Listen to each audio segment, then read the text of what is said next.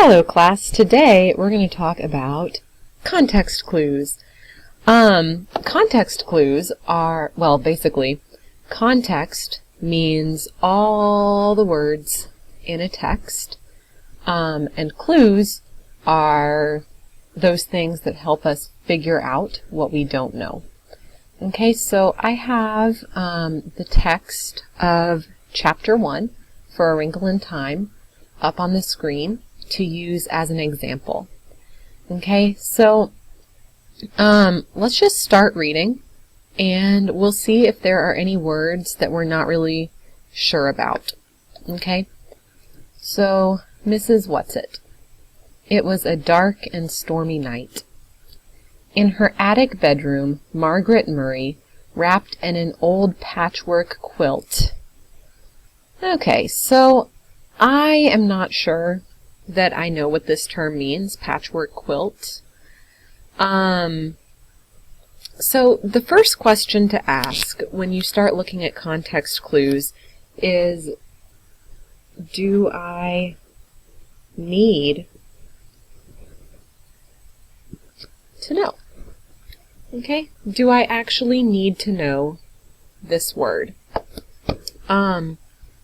A lot of times the answer is no, right? If you're reading a story and there are some words you don't know, but you're still able to figure out who the story is about, what's happening, where they are, why it's happening, when it is, if you're still able to follow the story, don't worry if you don't know every word.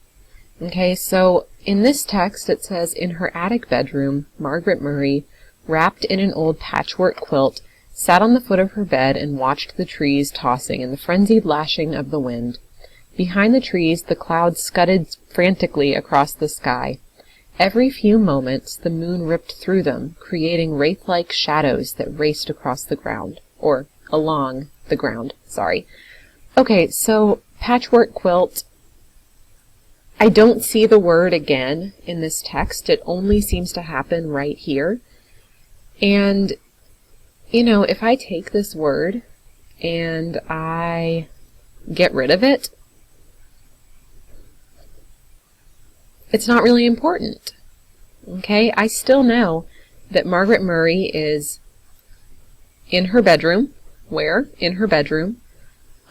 She's on the foot of her bed. She's watching the trees tossing in the frenzied lashing of the wind. Maybe I don't know all of those words, but if I know wind, so watched the trees in the wind, I understand that it's a storm, okay? And it already said that in the first sentence.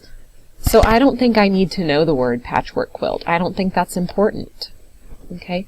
So there are going to be words that you don't know, and that's okay. Okay? Now, if you get rid of the word and that makes the text impossible to understand, then you need to figure out what the word means. Okay? So let's see.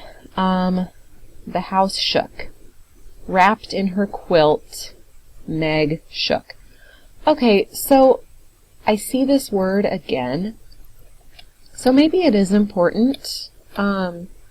So quilt, in both of these it says wrapped, wrapped in.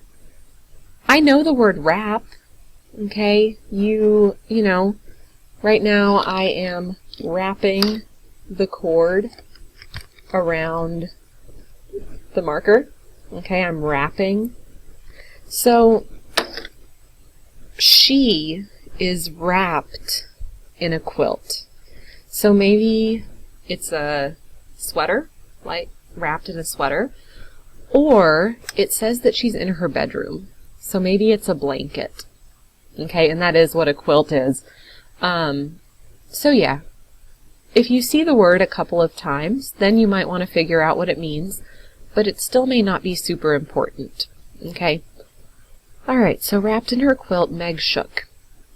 She wasn't usually afraid of weather. It's not just the weather, she thought. It's the weather on top of everything else, on top of me, on top of Meg Murray doing everything wrong. School. School was all wrong. She'd been dropped down to the lowest section in her grade. That morning, one of her teachers had said crossly, okay, so maybe I don't know the word crossly. Okay, maybe I'm not quite sure what that word means. But I know that it's an adverb, yeah, because of ly. And then I can read, really, Meg, I don't understand how a child with parents as brilliant as yours are supposed to be can be such a poor student. If you don't manage to do a little better, you'll have to stay back next year. So, crossly describes said, and if you just look at what the teacher said, you know that it's probably angrily or not nicely. Okay, so it's pretty easy to figure out what crossly means. And even if you didn't, it doesn't matter, because this tells you that the teacher is upset, right? She calls her a poor student. She says you'll have to stay back next year. So we know the teacher's mood and the teacher's feelings, even if we don't learn the word crossly. Okay, let's see.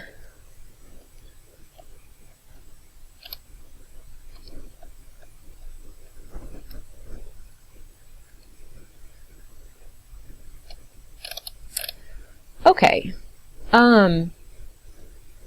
so here's a word that might be important. So let's read this paragraph. And on the way home from school, as she walked up the road with her arms full of books, one of the boys had said something about her dumb baby brother. At this, she'd thrown the books on the side of the road and tackled. Okay, not really sure what tackled means. And tackled him with every ounce of strength she had, and arrived home with her blouse torn and a big bruise under one eye. Okay, so what part of speech do you think this word is? Well, we see that it has an ed ending, and which type of word do we add ed to? Verbs. Okay, so tackled him. Tackled is probably a verb. Okay, so we know that she's angry, right? Because this guy called her brother dumb. She'd thrown the books on the side of the road and tackled him with every ounce of strength she had. So it's something that requires strength. She arrived home with her blouse torn and a big bruise under one eye. So maybe we don't know blouse, but we know torn. So we know that blouse is probably, some kind of clothing, maybe a shirt or maybe pants. Okay, but it's some kind of clothing. So tackled is a verb, and it's something that takes a lot of strength. So maybe it means punch, maybe it means kick. Although for kick, she probably wouldn't need to throw the books. So it's probably something with her hands, maybe punching or pushing someone to the ground. Okay, so when you look at context clues, one of the important things to remember is that you may not get the exact meaning of the word. And that's okay. Okay, you just need to know the word enough that you're able to keep reading and understand what you're reading.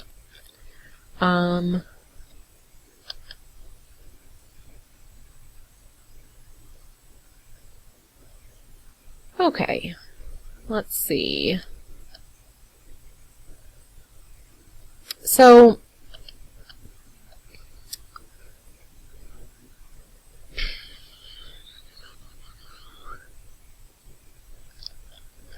let's see.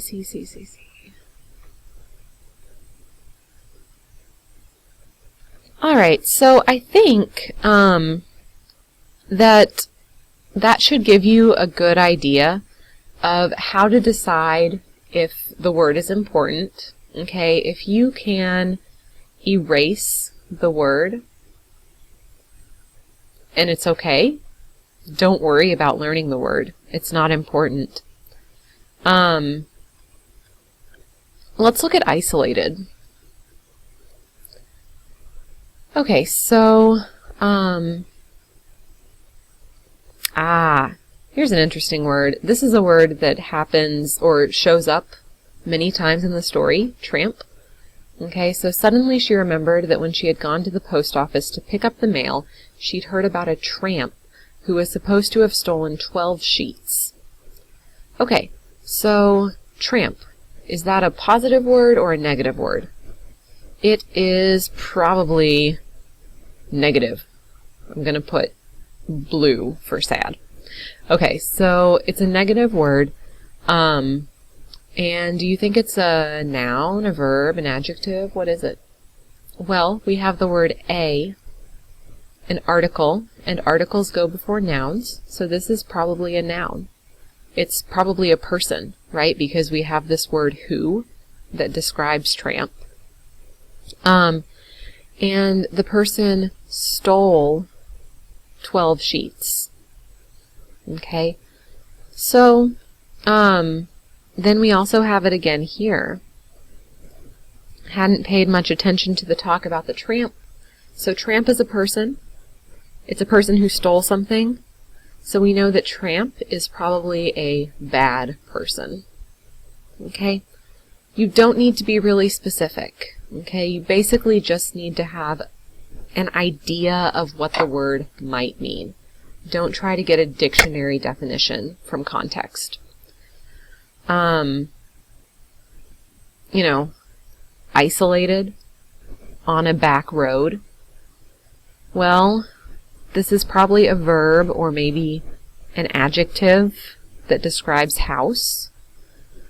And it says a back road. So it means it's somewhere on a back road. She's worried. So maybe it means like alone. Okay, don't try to get an exact definition. Alright? And to be honest, if you remove this word, you can still understand the text. Okay, if you remove this word, you can still understand the text. If you remove this word, you can still understand the text. Okay? So don't worry if you don't know every word. Just ask yourself, who is it about? What's happening? Where? When? Why? How? If you can answer those questions, that's all you need. Okay?